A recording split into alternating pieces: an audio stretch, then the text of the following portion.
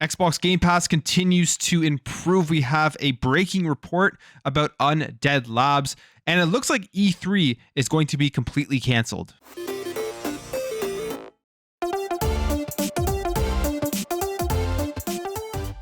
So we got some great news that I think a lot of people have been waiting for and were wondering if it was going to happen, and that is Microsoft is going to be moving ahead with an Xbox Game Pass family plan. Now this comes via Windows Central and Jez Corden. As he says here, rejoice Xbox fans, for Microsoft is about to plug an annoying gap in its Xbox Game Pass service, and that is going to be the family plan, saying I'd heard about Microsoft's desire to create a family plan quite a while ago at this point, although there were details to work out about how royalties might be distributed and how licenses from third-party publishers would be compensated for users who weren't attached to the main plan. And apparently that's all been worked out. They are ready now to go forward with it, and they will be launching and announcing a family plan sometime this year. Now we don't have all the information on it, like how much is it going to cost and how many tiers of the family plan will there be, and will it be only connected to Xbox Game Pass Ultimate. But what we do know is that if you are going to be paying on the highest tier of the Xbox Game Pass family plan, it will allow you to have access to 5 players, 4 games across the entire library, and it will be much cheaper than if you were to pay separately for 5 different Xbox Game Pass accounts. On top of that, players from the same country will actually be able to play together using that single Xbox Game Pass subscription, which will all be managed by a central holder, very similar to what we have right now with Netflix and other streaming services out there. But that's all the information we know. Like I said, we don't know if this is going to be locked to Game Pass Ultimate, or will it be able to be used across just Game Pass for PC and Game Pass for console. But this is a very, very welcomed addition to Xbox Game Pass as it continues to get better and better as we go through. They continue to add new features to it, and I think for the majority of people, this will be definitely something they will want to check out. The biggest point of interest for me right now that I want to see what they're going to do is obviously the pricing, but how are they going to do it? Like, are you going to be able to sign up in your house if you only have like 2 or 3 people on it? I mean, for 2 people, you may not actually need Xbox Game Pass family plan because you can share Game Pass across consoles. I actually share my Game Pass subscription with my wife, but if you have kids and you have more people in the household, maybe you only have 3 accounts that you want to use. Are you going to be able to do that, or are you going to have to pay all the way up to that 5 account subscription? It'll be very interesting to see what they do. It should be coming this year, so I'm guessing it won't be too much longer until they officially announce it. All right, moving over here to a report that came out of Kotaku, and it was an exclusive report on Undead Labs, talking about the studio and how it suffered from mismanagement as well as toxic culture. So as we know, Undead Labs is working on State of Decay 3. They first showed this off back in 2020 that they were bringing out a 3rd iteration of the game, and it's a really awesome survival game, a really awesome zombie game. If you haven't played State of Decay 2, you're into that type of stuff, I would highly recommend it. Just there's a lot of great mechanics in there with the base building, and just the cycle of gameplay can be a lot of fun. So when they showed off State of Decay 3, I was really looking forward to it, but we're getting some more bad news from Xbox Game Studios. At least in the last couple of weeks, we've seen the stuff about the initiative, and now we're seeing stuff about this, and we don't really fully know if these reports are telling the entire truth of what is actually occurring there right now, if these studios are in trouble or anything like that. I know with the initiative one, I think the consensus after seeing what we saw from the Video Games Chronicle article that a lot of people had left the studio was basically that they had finally decided to put their foot down, focus on one direction, which was have a more top-down hierarchy, bringing crystal dynamics, and that right now the game Perfect Dark is moving forward because there is more leadership and people are working within one direction for creating that game. Now it seems like this is kind of a similar type of thing, not with a lot of people leaving, but just with the overall, I guess, culture within Undead Labs and the way that they were going about trying to make this game. So again, this report comes from Kotaku, and it says here that it cites 12 current and former employees at Undead Labs, all speaking anonymously, that Undead Labs has faced problems in its management and HR structure over the last few years as the team has struggled with early development of State of Decay 3. An employee has stated that pre-production has been messy because they were siloed into teams working on different parts of the games like refined parkour, dynamic animal spawns, and the core player fantasy hadn't been decided upon. So I guess they were just kind of confused why they were working on these features of the game that you think would be in development after the core section, the core player fantasy, was decided upon. And this type of stuff was on top of management decisions that I guess people just did not agree with, such as the game being announced with a trailer early in the June 2020 Xbox Games Showcase. One of the current developers actually said, "We didn't want to announce the game because we didn't even know what it was at that point." And this is something that we've seen over the last couple of years that I think Xbox is kind of learning their lesson from.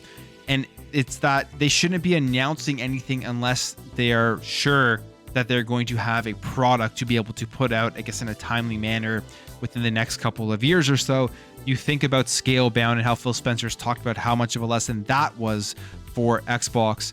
Now, State of Decay 3 was a first-party Xbox Game Studios game. It wasn't a game that they were going to be working on with a third party, but it's kind of along the same lines. It's 2022. We have no idea when we're getting State of Decay 3. People are hoping, I think, around 2024. Now, the former studio head is Jeff Strain, and Kotaku actually had reached out to him to respond to all of the stuff. They had asked him a bunch of questions, and he didn't respond directly to Kotaku. But as with all of these things that come out with these reports, there's always two sides. There's always different viewpoints as to what is actually going on at these studios and things that are occurring. And he actually responded in his own Medium post about some of the stuff that was reported within that report, specifically talking just about himself leaving the studio, his experience with starting ArenaNet and then Undead Labs, and how it was grueling and draining and all that type of stuff.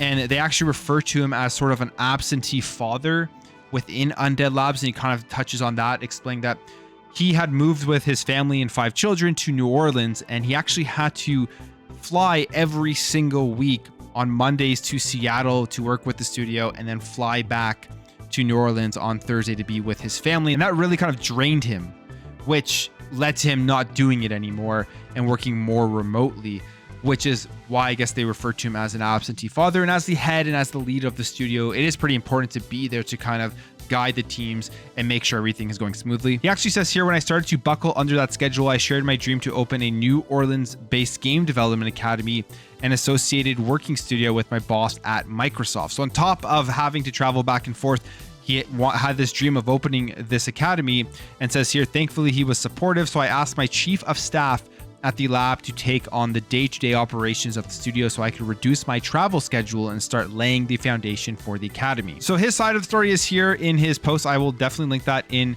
the description below if you want to go through it. I do recommend it if you're interested in this, to kind of read this article here and the Kotaku report, and then as well as Jeff Strain's side of the stories. They also go on here to talk about some toxic culture within Undead Labs, saying here, "Employees allege that women at Undead Labs faced issues with having their voices heard in meetings or being listened to at all.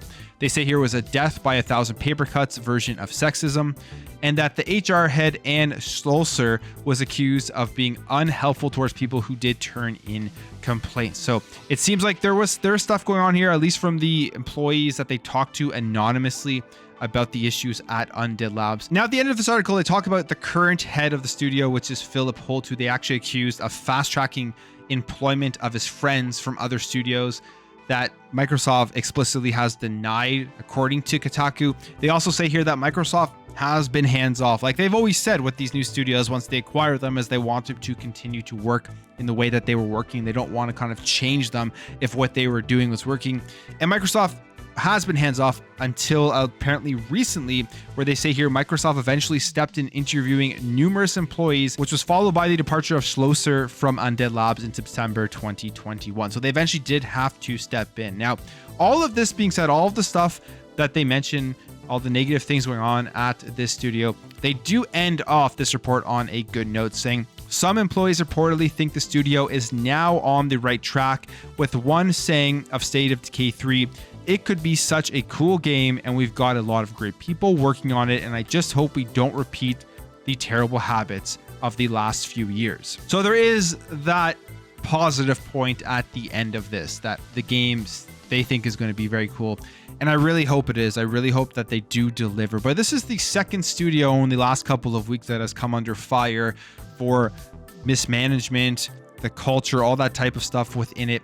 The initiative, now this. Now, again, I don't work there, and I'm sure none of you guys watching this video works there. If you do, let me know in the comments below. Maybe we could have a discussion, but I'm sure nobody does. And we don't know the entirety of what this means for the game itself.